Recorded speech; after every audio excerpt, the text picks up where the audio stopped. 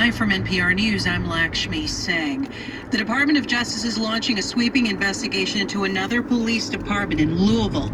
Attorney General Merrick Garland announced a probe following the March 2020 death of Breonna Taylor, who was shot to death by police who raided her home on a drug-related warrant. They're going to wish they put Merrick Garland on the Supreme Court because he's coming after them. It's essential to making policing more effective and less dangerous for officers on the street. Last week, Garland announced the DOJ would investigate policing practices in Minneapolis, where former officer Derek Chauvin was recently convicted of George Floyd's murder, months after Breonna Taylor's death in Kentucky. Authorities in Elizabeth City, North Carolina, have declared a state of emergency as the community and family members of Andrew Brown Jr. await the release of body camera footage from the shooting that killed Brown last week. 7 Pasquotank County Sheriff's deputies remain on leave in connection with the shooting. NPR's Sarah McCammon has details.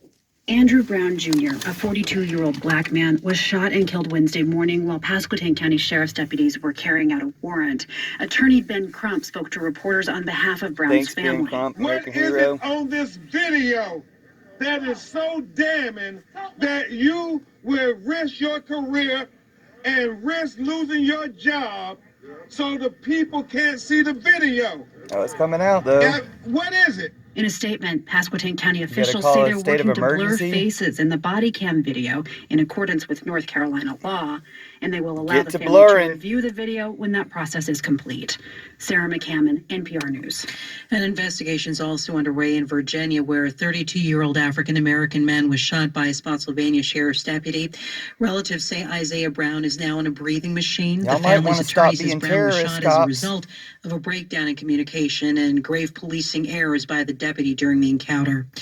Vice President Kamala Harris has told United Nations members the world must start planning now for the next global pandemic. NPR's Frank Ordonez reports the vice president's virtual address planning now for as Black much of Lives the world Matter, struggles to get COVID-19 vaccines.